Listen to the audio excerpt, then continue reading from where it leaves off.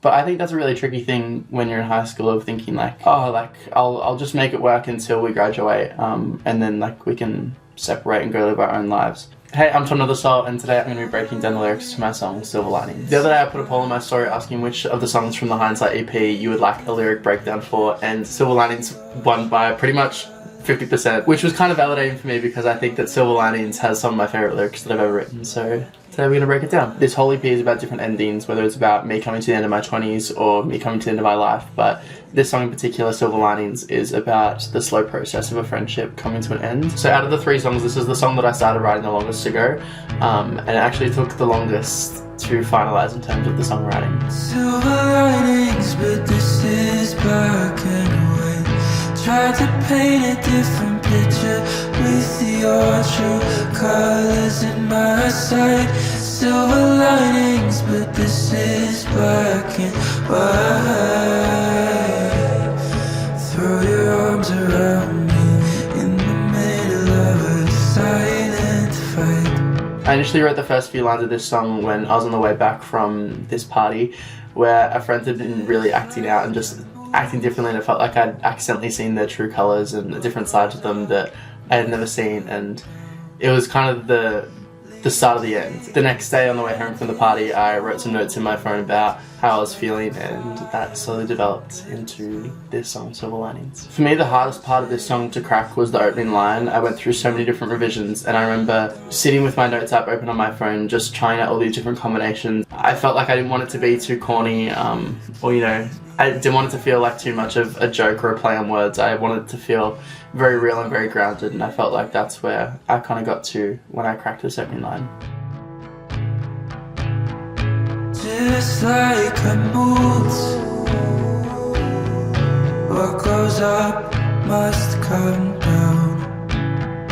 Leak secrets and his notes spread like fire in the town. The idea of someone being unpredictable with their moods, or, you know, with secrets, and the weight that everything has when, you know, you're in high school. I'm changing my lock screen 'cause you don't fit. Got a new set of keys, maybe that'll fix it. This whole paragraph here was actually about a whole different situation and about a different friend, and I think I wrote this like a year or 2 later, or this was about something else. And it was this idea of like, oh, they're acting this way because this thing's going on in their life, or like, in this circumstance, they were my lock screen at the time, and they were moving into a new house. You've been saying that everything's going to change once you get this new house and, you know, once you move in, but I don't think that that's the problem. I think that there's something deeper going on that we're not really talking about. Hi y'all, I'm jumping in here because I didn't really explain this line very well. And what I meant was, there's the classic saying of like, well, my door's always open, and I was saying that like, I was opening up, so why wasn't your door opening up? Why was your door closed? Why were you closed off? That was the vibe of this line.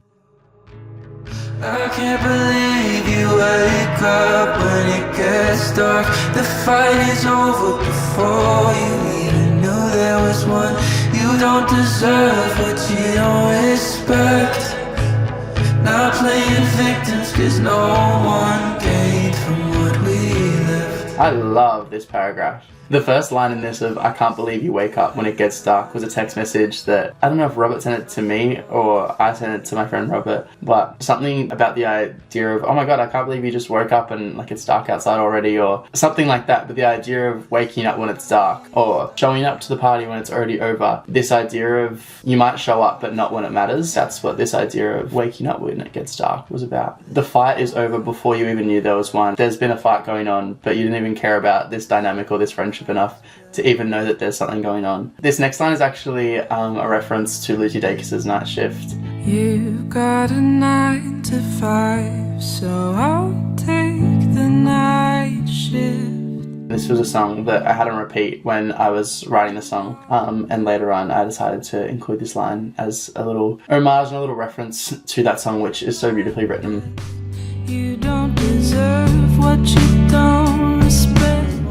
You don't deserve what you don't respect. but I also wanted to include it because it was kind of the soundtrack to that time of you've got a 9 to 5, so I'll work the night shift, and this idea of not really wanting to see a person again because of how much they've hurt you. So that is where that line comes from, and that's a reference to Lucy Dacus's Night Shift. I love the line, not playing victims because no one gains from what we left. We're both left hurt from this. We're both left hurting. We're both left really bruised and without one of our closest friends. It's a really sad thing, and I think that when something like this happens, there's a tendency to not want to play the victim and not want sympathy or pity. And I think I liked the idea of no one's a victim or a winner in this situation. These next 2 lines are the only 2 lines that kind of break this pattern of 4 lines in a row, and it's, I'll try to keep us together if I still want it forever.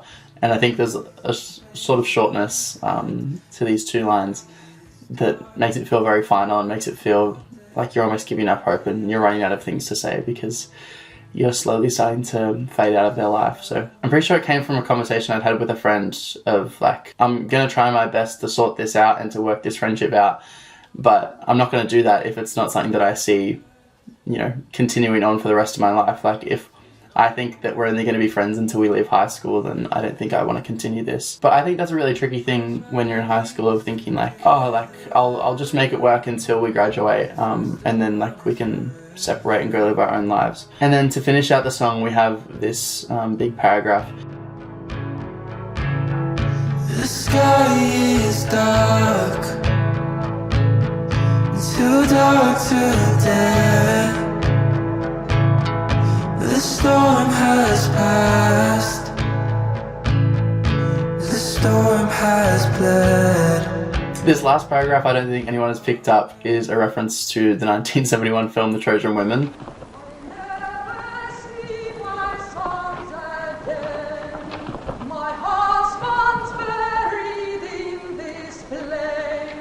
The sky is dark, the sun has fled.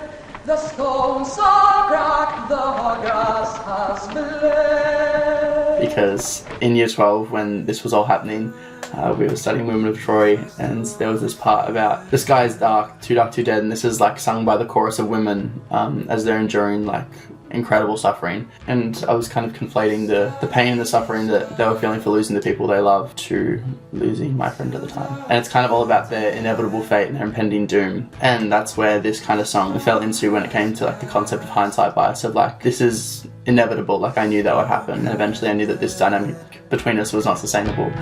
I'll never see the suns again. My heart is buried in this place, my friend.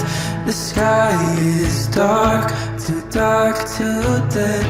When they ask,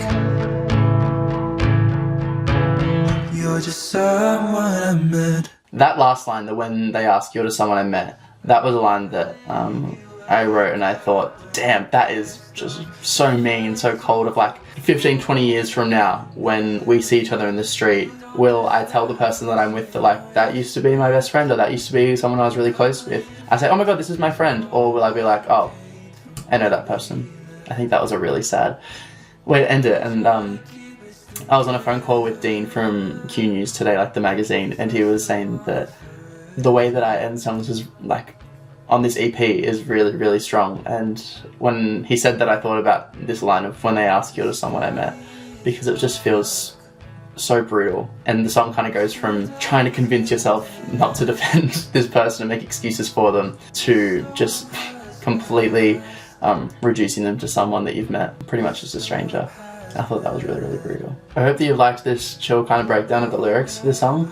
And if you'd like me to do it to any of the other songs from the EP, I would really like to. If you have any other questions about this song, I feel like there's a lot of stuff that I didn't really get into. The ideas in this song I'm really, really proud of, and you can go stream Silver Linings now, and I hope you really enjoy the rest of the Hindsight EP. Mwah. You're just someone I met.